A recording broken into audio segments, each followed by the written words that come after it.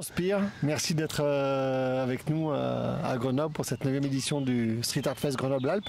Est-ce que tu peux te présenter en quelques mots?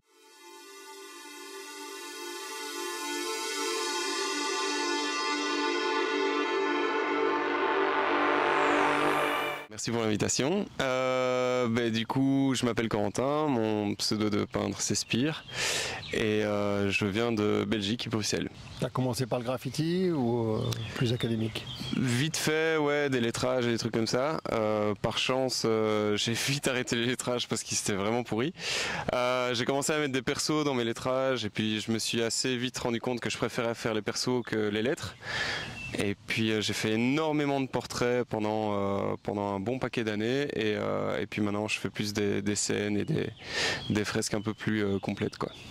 Et pour entrer dans le vif du sujet, donc du coup ta manière de composer ces scènes justement, c'est tu fais travailler des athlètes ou des mannequins? Je fais venir des danseurs en fait. En général, je demande à un danseur ou une danseuse de venir et de venir avec quelqu'un de une, deux, trois personnes en fonction, mais c'est l'autre danseur qui choisit avec qui elle ou il se sentira à l'aise, quoi. Et du coup, je shoot en studio avec un truc de studio photo classique. Je mitraille parce que je suis pas bon photographe, donc vraiment je fais, allez, on va dire 1000 photos sur un shooting, et puis je recompose. Et du coup, par exemple ici, il y a 4 photos ensemble, plus 2 pour le fond, donc il y a 6 photos qui sont assemblées pour créer cette scène, quoi. D'accord, donc c'est vraiment un photomontage que tu composes justement pour le mur, donc tu as cette base de photos, de sujets dans des positions diverses et variées, et ouais, que tu les assembles de manière à répondre à quoi? À ton inspiration, à une commande? Comment ça se passe? Disons que d'abord j'essaye de penser à un sujet, de quoi j'ai envie de parler à travers la fresque. Je fais un croquis en mode personnage bâton, quoi. Et puis je commence à assembler et j'essaye de composer un peu à la technique classique, donc créer des lignes de force qui se répètent plusieurs fois dans la fresque, etc. pour avoir un maximum de mouvement et de dynamisme. Et en l'occurrence, donc du coup, est-ce que tu peux nous parler de cette fresque-là? Du coup, j'ai beaucoup travaillé sur la manifestation et sur la contestation, le fait de montrer son désaccord avec le gouvernement. Et là, c'est les dernières fresques sont plus sur OK. Et en fait, si on arrêtait de se préoccuper du gouvernement et qu'on se mettait entre nous pour construire quelque chose ensemble. Donc c'est un peu ça l'idée. C'est 2 personnages qui portent un troisième pour l'élever vers la lumière, et donc c'est un message d'élévation commune et de travail ensemble. D'accord, ouais, c'est hyper positif. On essaye, ouais. Pour parler de l'avenir, il vaut mieux essayer d'être positif.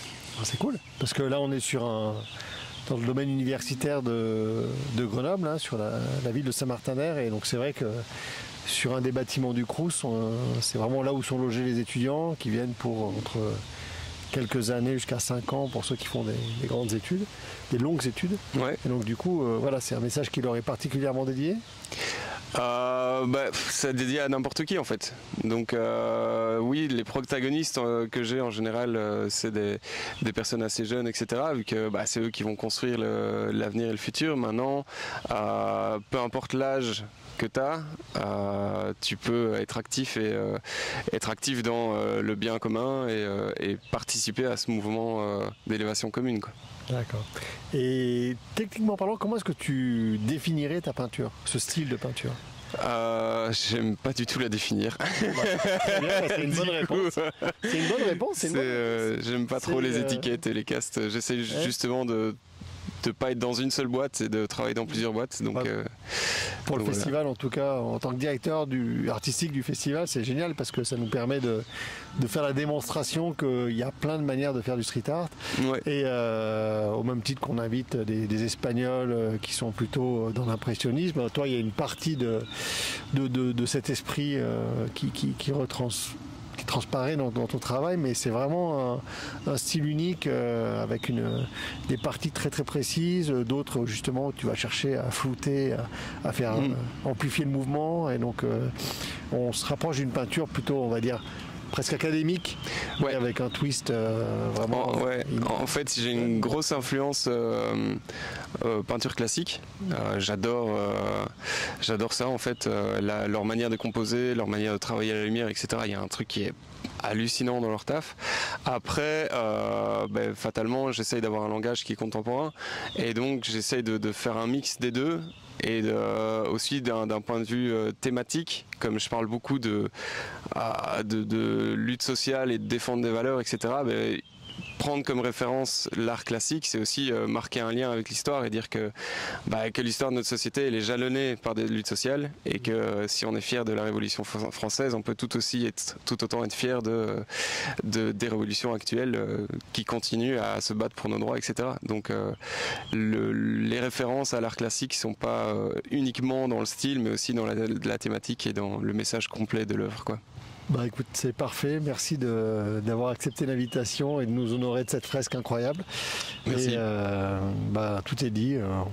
On va la choyer et la présenter comme il se doit durant de longues années, j'espère. Merci, super. À toi. Merci pour l'invite en tout cas.